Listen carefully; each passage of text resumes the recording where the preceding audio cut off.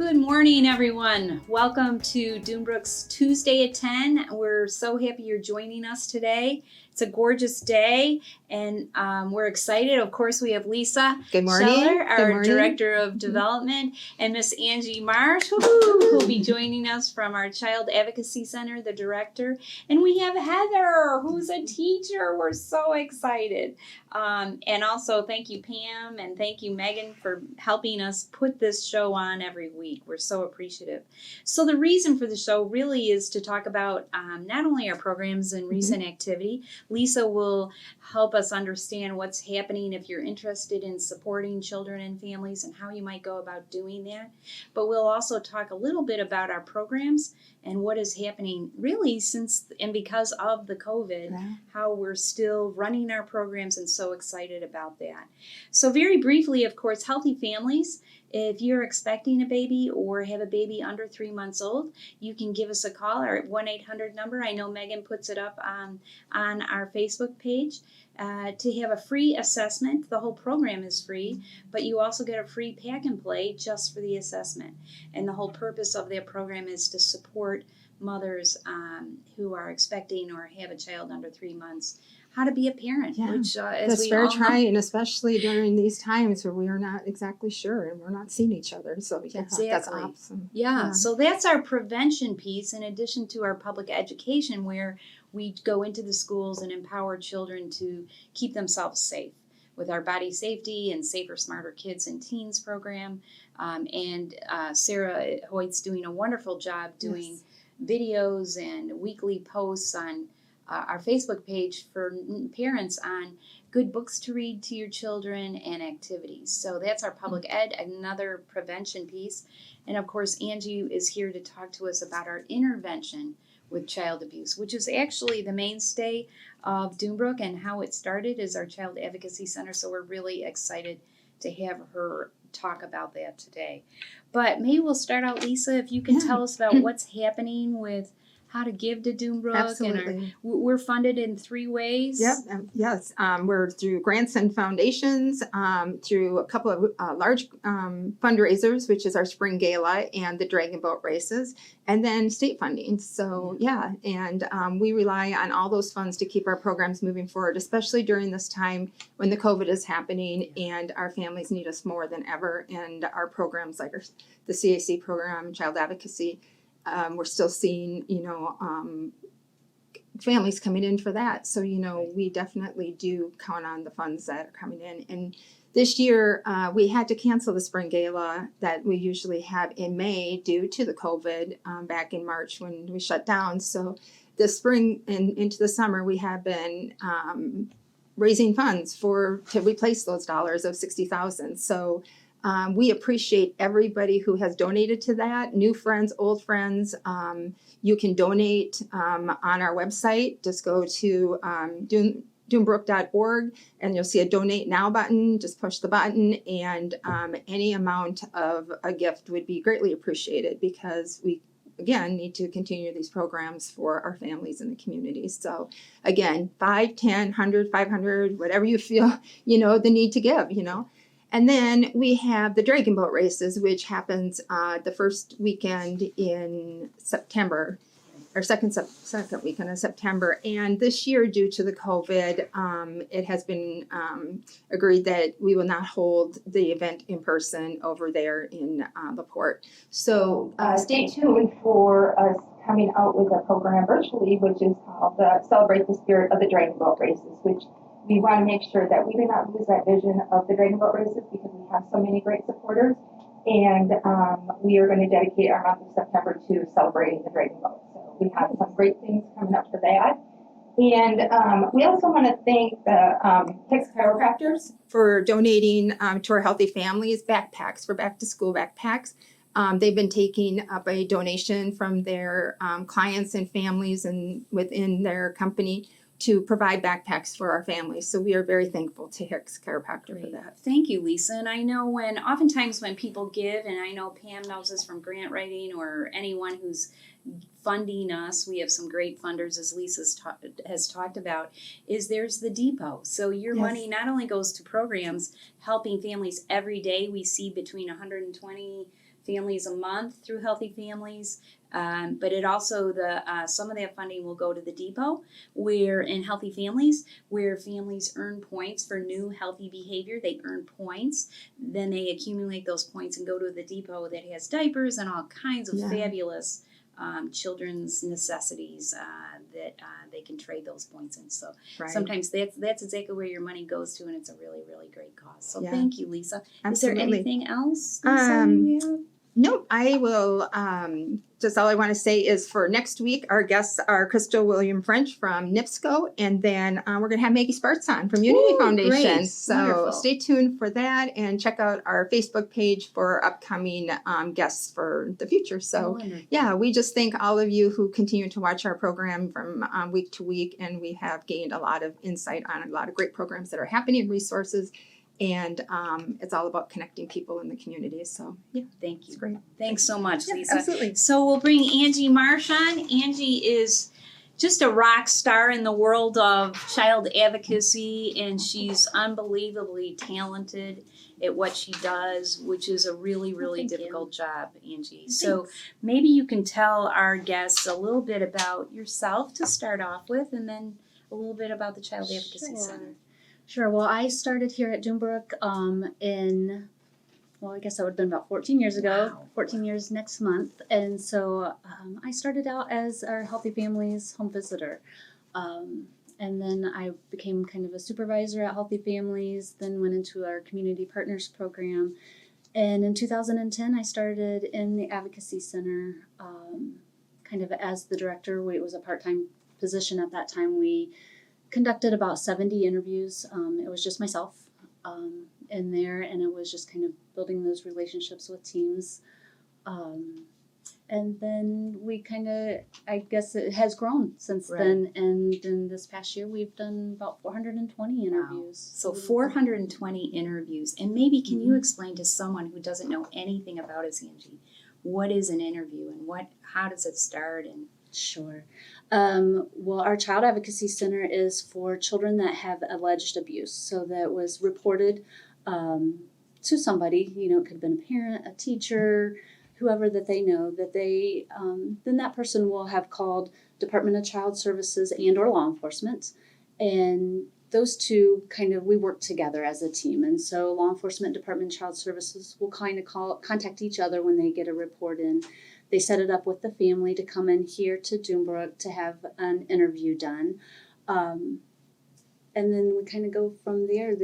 That's the start. We don't want children to have to tell their story over and over and over again. And so instead of Department of Child Services going out and asking a whole bunch of questions, and then law enforcement getting involved and asking that child a lot of questions, and then they may come in here and then asking questions again. If that happens, by the time they get in here, they're tired of telling their story, of what had happened, and they sometimes they'll be a little angry about that, or just, I've told everybody, I don't want to tell it again. Right. But so those professionals will come in and they listen into our observation room. So the child will come in with us as an interviewer.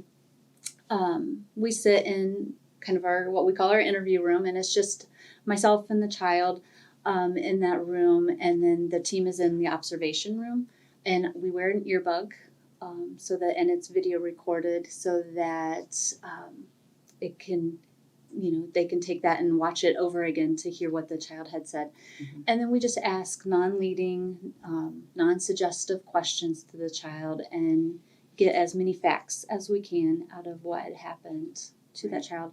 And so we will talk to kids from the ages of 2 to 17. And then we've also talked to a lot of adults that may have had some kind of a cognitive level as a child and stuff. And so we will talk to them as well.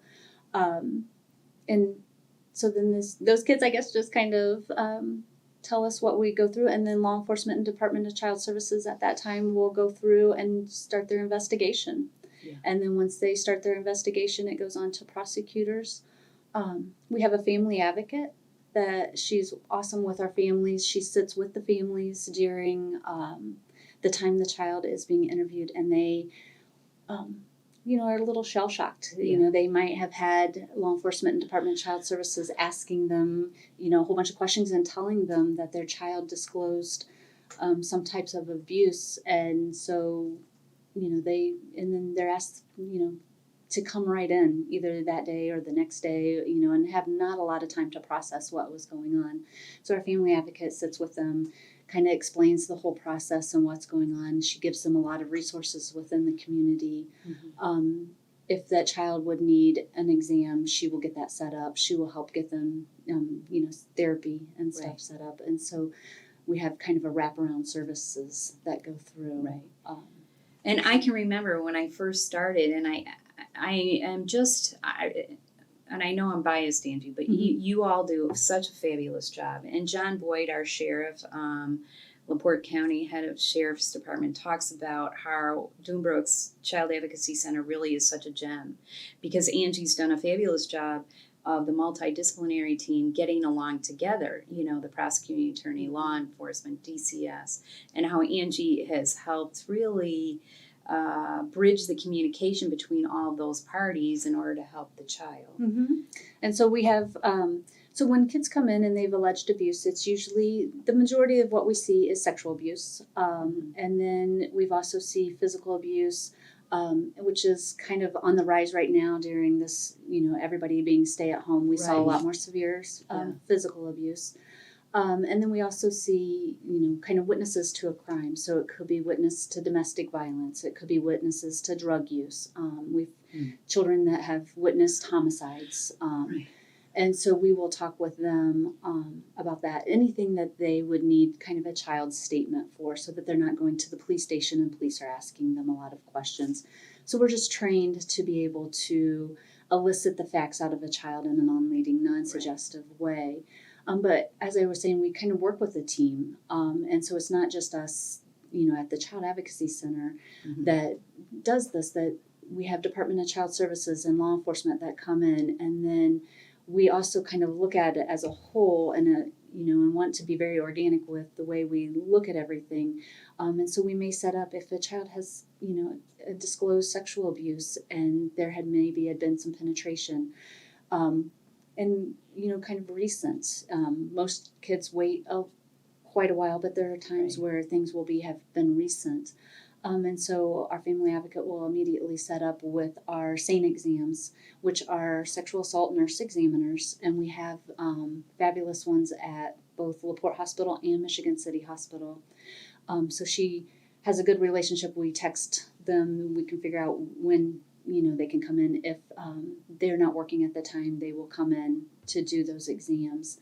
And she will do those exams, and a lot of times it's just to reassure that their bodies are okay. About 5% of kids will find actually evidence of trauma, but it's mainly just to make sure that they're okay, and then they will be able to explain in a court, their findings and, the reasons why, they may found something or the reasons why they may not have found something. And so the monthly we kind of have what we were mentioning, our MDT, which is multidisciplinary team, and that's just our nurse examiners. We have mental health that we kind of work with that can help during those meetings, just letting us all know why kids may be experiencing the trauma that they're experiencing, letting us know why they may be acting out in certain ways, or why they're withheld and stuff, and so that our team is better educated on the mental health of our children that we're seeing, and so that we're not giving any kind of a bias of, well, that teen was very rebellious and they're just a bad child. Well, it could be because of all this abuse. Sure. And so they're there to help kind of educate us as our team and stuff on going through. And then we also have our prosecutors, law enforcement, and Department of Child Services. And so once the Department of Child Services is there mainly just to ensure the safety of the kids and making sure that the environment that they're in is safe, that a lot of times it's very familiar, so it's usually somebody within the home that is abusing them. So say if it's mom's boyfriend and mom's having trouble processing what she's just hearing, it's just Department of Child Services is making sure that there is a plan in place that that boyfriend is out, or that, the child's have, that they will be going home to a safe environment. And if mom cannot ensure that safety, then they would be looking for alternative means to Right. make sure that those kids are safe. Well, I was just going to say, Yeah. so the exciting, so powerfully important service that you provide is to break the chain of abuse. I know child abuse is very difficult, both physical and sexual is a difficult topic for people to talk about. But as we see every day, and Angie interviews almost every day, is that it's a reality in our communities throughout everywhere. So to recognize it, if you see something, to say something, report it, then Angie and the Child Advocacy Center and the MDT team does such a fabulous job with integrity of processing the whole situation. Yeah, everybody is a mandated reporter. So if you were to see something, we've had calls where somebody had seen something in a parking lot, and they, a child was being hit in the parking lot, and so they called it in. They didn't know they had a license plate number, and that was what they had, kind of gone through. So Angie, can I just ask, Mhm. people say all the time, who am I to report something? But you don't have to diagnose it or be sure of one thing or another. I know teachers, it's hard if a child comes in having been a school counselor and they have a bruise on their eye. Was it really their cousin or did something happen? Yeah, and we have that a lot. Kids will come in and somebody has reported, that they think that somebody has sexually abused this child, or physically abused, and we'll be talking with this guy, and it could be, a very big misunderstanding of what they saw or what they heard or what they, when a child, or maybe there is something there, and we're having a conversation, and so that child is not, traumatized. A lot of times when kids actually have abuse that are going on, and we're talking with them, and they are so relieved, and thank you for listening. I feel much better now that I've talked, and so they're very much relieved when they come through. Kids that don't disclose any kind of abuse while they're talking with us, maybe not ready to disclose, that we might have a feeling that maybe something did happen, but it's a process for those kids, and they may not be ready to disclose at that time, and that's where our family advocate really encourages that families get them into therapy, and then maybe down the road that they will be ready. To talk about what's going on. And then we have children that something didn't happen. It maybe mom didn't like the new girlfriend that's at dad's house, and so then she's reporting one thing or another, and so then it was just, we'll come in and the kids are like, and everything's good at my house, everything, and we explore every avenue, and we never ask, did anybody do this to you? Did this happen? And because we have to be very non-leading and non-judgmental when we do that. And I know every family that comes into the Child Advocacy Center completes a survey. And on those surveys, I think one of the reoccurring themes I hear is I never felt judged. Coming in, it's very scary for the child and the family members who come in. And you all do such a great job of having integrity, not judging, and just supporting them no matter what's happened, as you said, Angie. Yes, we never know where anybody's coming from or anybody's background, and so we just need to support them in that moment with whatever's going on. Yeah. And so our family advocate does an awesome job on, kind of making sure that happens. And as an interviewer, a lot of times the kids will be like, oh, I want to talk to you again, or when can I come back? Or, so they just, we just want to make sure that they're as comfortable as possible talking about a subject that is the most uncomfortable, humiliating thing that they could talk about. Right. So. Well, Angie, I just want to thank you really for everything you do and being so good at what you do. And Angie is actually on the state. We have a state chapter for our Child Advocacy Center. So there's Child Advocacy Centers all around the state. And so we serve LaPorte County, but we also serve Porter County, Stark County, and Pulaski County. So all those, we have teams in all those counties that come up and bring their children to us, and I think that's kind of one of the biggest things that has grown over the years, we started out with just LaPorte County doing 70 interviews, and 10 years later, we, are doing over 400 interviews with the 4, other counties that are closest to bring their kids to our advocacy center. Well, that's wonderful. And I know you're always learning because of your connection with the state group that is statewide and national, new techniques and tools and ideas that you're always on top of everything. Yeah, there's a lot of research that's always out there. And so we have a national child advocacy center, we have a state child advocacy center, and everybody's looking at the research and making sure, just like medical fields and everywhere else, research is looked at and updated. So we just make sure that we need to stay on top of, the research and that we're doing the best practices that we can for our families and our kids. Well, thank you, Angie, so very much. Is there is anyone questions? Anyone? Angie, anything else you want to add that you can think of lastly? Thank you. Well, thank you so much for being here, Angie. Loved having you. Thank you. Such a great program. And next we have Heather Normandy, who is a teacher. So we're so excited to have Heather here. Thank you, Heather, for joining us today. Oh, my pleasure. Now, Heather, you were a kindergarten teacher at Discovery. Yeah, so I started teaching back in 2005. Uh-huh. And the last 10 years, I was a kindergarten teacher at Discovery. Yep. Yay. And then I have just recently announced a retirement from the classroom. Okay. So we're really excited to have you here. And as far as, teachers, given what Angie's talked about, teachers are a powerful tool to recognize children who are experiencing problems.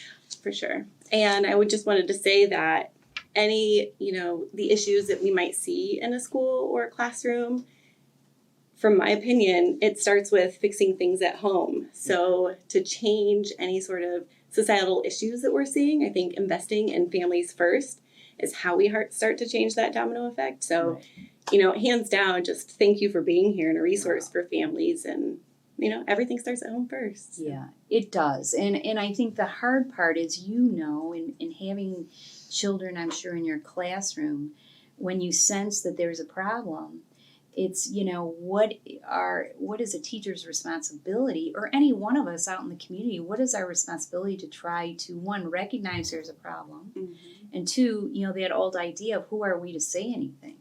And yet when we don't say anything is when problems continue, and then you carry that weight. Yeah, they carry, I like the way you say that, Heather, is carry that weight can be really detrimental. I mean, I always say, when I hear these horrific shootings or terrible, what happened to that person as a child? And why didn't anyone recognize or report that there was a problem? Yeah. So thank you for saying that, Heather. Sure. But really, tell us maybe just a little bit about yourself, and then we'll talk about parenting tips. Heather put together a fabulous parenting tips flyer for us that we'll post online. Yeah. But maybe just give us a little bit about you, Heather. And Sure. So after teaching for 15 years, made the very hard decision after, a couple of months of weighing all my options, and see if I couldn't utilize my talents outside of the classroom in a different industry. And I found a great home as a financial planner at Modern Woodman. And so to help, with your efforts here, I have a bag with some diapers and wipes to go to the depot. Great, from Modern Woodman. That is Heather's new. Thank you.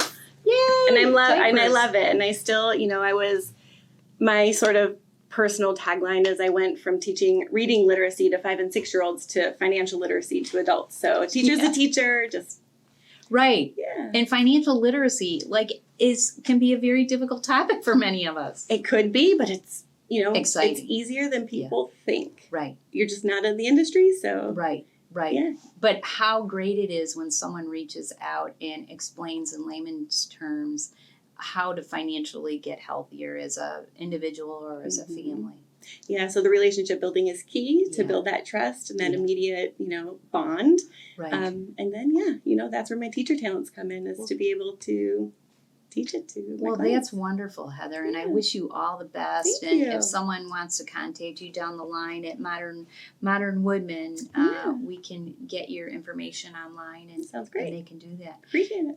We appreciate you being here. So I guess tell us a little bit about your thoughts on. We have a lot of parents who are just, Yeah. I think, very concerned about the fall and what's going to happen. And do you have thoughts maybe to start about just parenting children these days? And I do. So I'll say fortunately, I got to experience spring e-learning as the teacher and the parent, which presented its own sort of unique challenges that I had to overcome. And as soon as I overcame one, I found myself facing another one. But I like to be really reflective and take a step back and figure out what's causing this jumble. So I put those down in a piece of paper of great. some of my experiences and the way that I have, worked around it. And the first thing was, if you're thrown into this virtual learning environment, to consider, what is being asked of my child at this time and focus on that. So if it's something that is an online resource that you can print out and have the students do and have your children do, I would highly suggest printing out as much as you can, because it's less intimidating when it's on paper than when it's on a device. Huh. So for an That's a example, great if tip. my son was in second grade last year and, he has these workable documents that were on the computer, and he's wanting to change the font and the size and move stuff around, and I'm just getting really frustrated. I was like, just type in your answer. Like, let's get this done. Right. And so, have something that would really take 20 minutes would take an hour, because the fondness of now having a keyboard in front of you. Sure. And Sure. so it went back to, if he needed something to actually write, I would print that out. He'd write it out, and I would just take a picture and upload it to his teacher. So that kind of helps solve some of those That's problems. a great little That's an tip. awesome That is a idea. great little tip. Some things we still kept that he was typing, so he was still getting those Sure. skills built in. But for the majority of it, I ended up printing a lot of that out at the end. Right. Great. Yeah. So print what you can, do paper, Okay. pencil, and then upload it to teachers. And the other thing is to just know that the differences from spring are going to be different for the fall. You're going to be in a different grade. You're experiencing different teachers. You might even be at a new school. Just so, remember that your spring expectations aren't going to be the same. Whether it was a great experience for you in the spring, be prepared for the fall, because it's going to be different, and vice versa. If it was awful, just be completely optimistic, because your kids are going to pick up on your feelings. So make sure you're just excited about your unexcitedness, and I love and they that should point. pick up on of- that. Right. I've heard a lot about we as parents need to be very cognizant of our attitude. If we're cranky about it, the kids are going to have a negative feeling about it. So Right. we might be cranky about it, but you need to. Time to be the adult. Yeah. Yeah. And You we know? are their role models. Yes. Right. So they look to us because we're there with them. And if Right. we're going to react to it a certain way, then they think that's okay to react to it. Yeah, for Right. sure. Be the good role model. Like, all right, this is just what we're doing. Right. Because, I've come to the realization, I've been on both sides, send them to school, keep them home, that stressing over it is not going to change what administration decides. So the more you stress and worry, that's just, that's internal. So just kind of accept things for what they are and go with the flow the best that you can, the Right. tools that you have in that moment. Right. Thank you, Heather. Yeah. Good. And what's your next tip here? Let's see. Balancing being the parent and a teacher or the sub and a spouse and an employee. So I might have, been a great virtual teacher, and then I was a little less effective as a homeschooling parent or e-learning parent. And then that trickled down to your spousal relationship, where you're just tired and exhausted all day, and the last thing you want to do is to cook or clean. So just make sure you have a healthy balance. And one way that we were able to manage that was, we didn't manage it well all the time, like, let's be real, was to have a schedule. And Nice. my son was a part of the schedule making process. I was Uh-huh. listed the things that we needed to do, and I listed these time frames, and it was up to him to kind of plug what he Nice. was doing.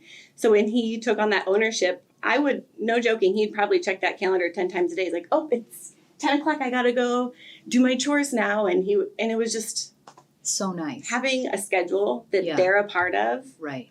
was If they buy liberating. into it, Oh, for then sure. They for sure have ownership in it. Yep. Gosh, that is great. Seriously, I mean, I have a 20-some-year-olds at home, and now we're all taking ownership of things that need to be done. Yeah. Because it is so Right. odd that you're in our homes, Mhm. and we're trying to work, and we're trying to be a parent, and we're trying to. So you're saying recognize the duties, and then farm them out, so to speak. Yeah. And if I saw or put on that schedule that I'm managing dinner that night from 5 Yes. to 6, then he knew that he couldn't be doing his math lesson from 5 to Right. 6. Like, he knew he needed to have that done and over with, so that Right. I wasn't trying to multitask in too many Right. different avenues. Right.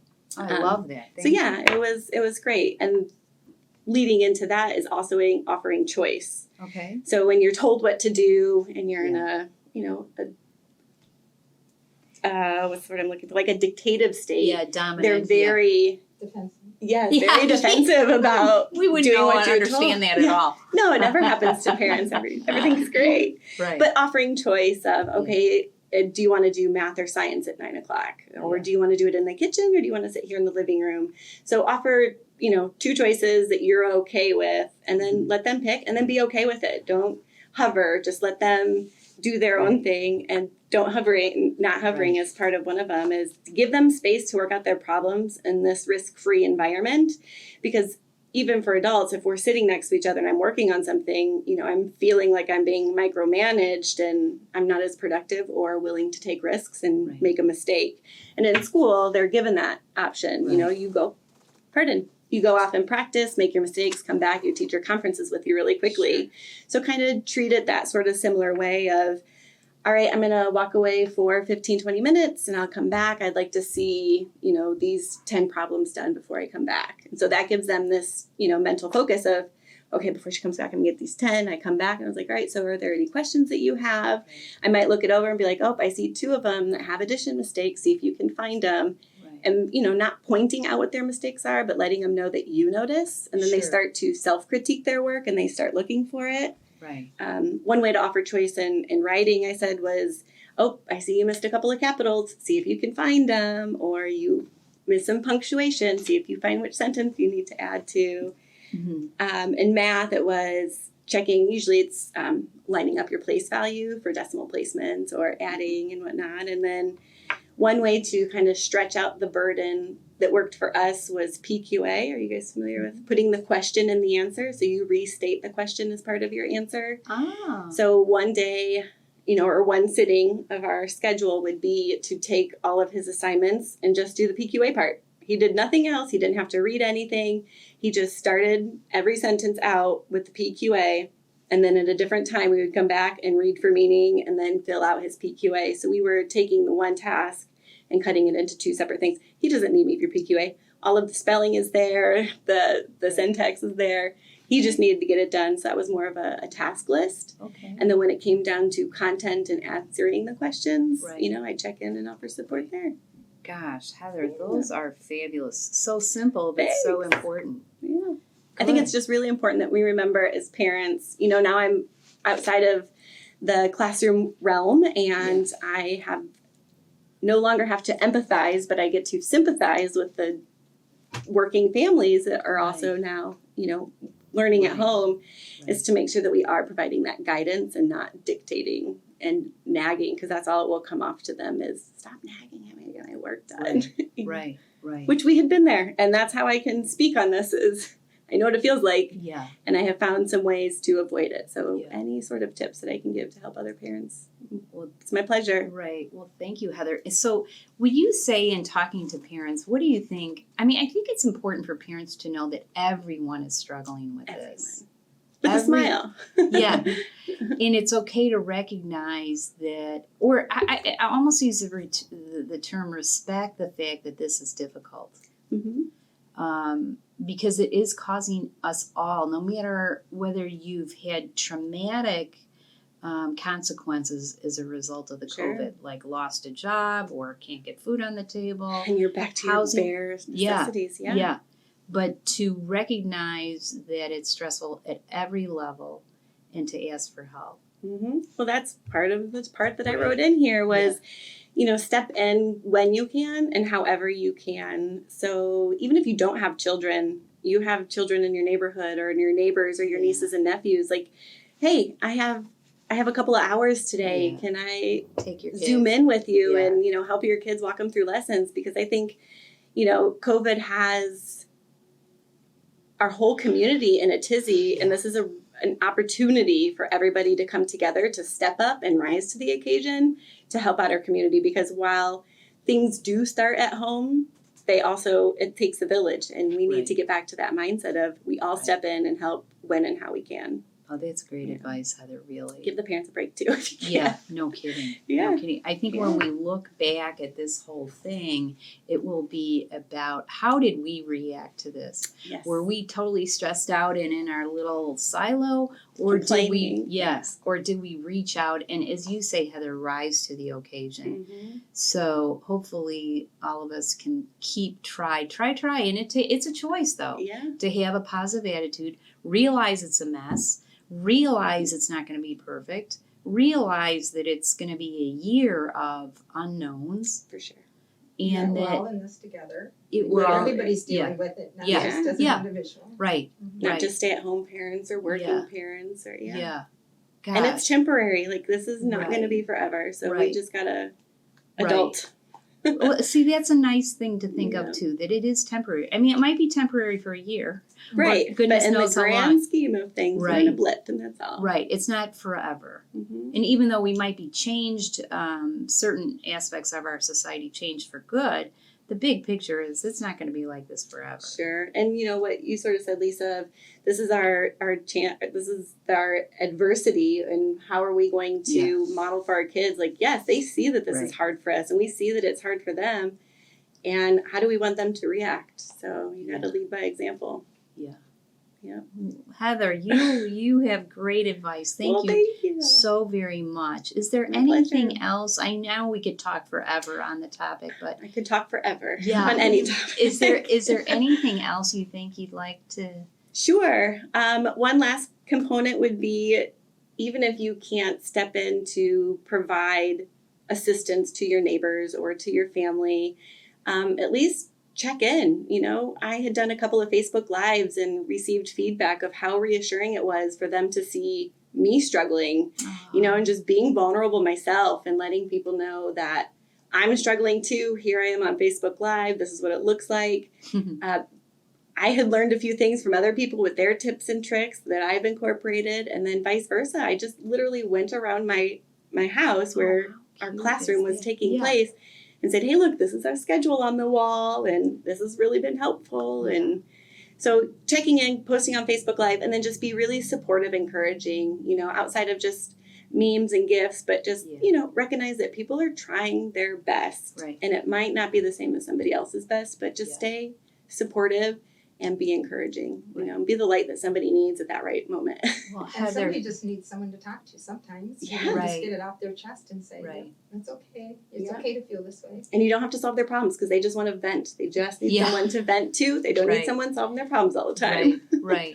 Well, Heather, Yeah. thank you so much My for pleasure. everything that you've given us today. I mean, I'm sure that's the tip of the iceberg. Maybe we could go to Heather's Facebook page, Heather Normandy. Thank you so much. All the best with Modern Woodman, and thank you you. for our gifts. Yes, my pleasure. And just following that theme, I would leave us today with, someone told me about the power of pause.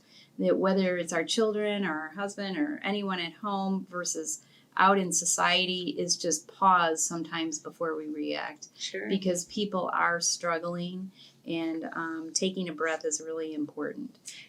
Go ahead, Heather. Go I'd ahead. say if someone was really interested in sort of shifting that mindset, because it's hard and it takes practice, and you have to have that dedication to want to change.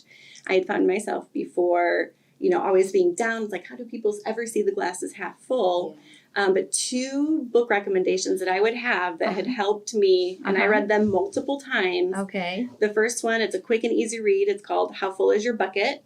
And that was something I incorporated in my classroom. They do have children's versions too, okay. about being bucket dippers and bucket fillers. And sometimes a kid would be really upset at home, And I'd get a parent email, can you explain what a bucket dipper is? So-and-so is really angry and slammed the door and said that I was being a bucket dipper. So I'd fill the families in, and, years down the road, families still use that How as, nice. it's just a great, I love everything about it. I read it multiple times. It's super quick and easy. How full is your bucket? And the other one is called Secrets of Happy Families. Oh, It is a great book. And again, it's on Hoopla, which we had went on a road trip, and we listened to that twice audio. and had print so that I could highlight and Nice. tab, and I had a notebook to write down things. And so those would be That's great. two excellent places to start. Okay, how full is your bucket? Mhm. And Secrets of a Happy Family. Happy Families. Of Happy Families. Yep, And yep. that's also on audio. Yeah, it Great. is. Wonderful. Well, Yeah. thank you. And one last tip before we end today. There is Food Bank of Northern Indiana tomorrow, Wednesday, July 29th at Marquette Mall, the old site of Okay. J.C. Penney, from 10 till noon is free food. Perishable, fresh perishable items and dry goods offered free of charge. You just pull up, they put it in your trunk, and off you go. So tomorrow, Wednesday, Yeah. July 29th, from Food Banks of America at Marquette Mall. Is that for everybody? It's for everyone, 10 to noon. Do it. Everybody do it, because if nobody comes and Right, a lot of programs food. like that leave, Yeah. like, oh, there's no need. Great. No one's coming for it. So Right. we did that Heather, at school thank then. you again Yeah. for being here. Lisa, Pam, Megan, thank you for everything. Well, Jean Ann, thank you. And you present all of this with such grace that Thank you. it's amazing and reassuring. Thank So, you. Thank you. Well, that's really 30 years ago, 32, right, Pam? 31, 32. How old are we? I mean, that's why Doombrook started, was to, if you would, gracefully help those struggling in our society, especially with child abuse and parenting. For sure. So thank you. We were just trying to keep that going today, and especially with COVID, having people like you with great tips, Heather, is just so helpful. However I can help, I love to. Thank you. Thank you. So again, be good to yourselves, be good to others. We wish you a wonderful week, and we'll see you next week Next at week. Tuesday at 10. Thank you. Thanks. Take care.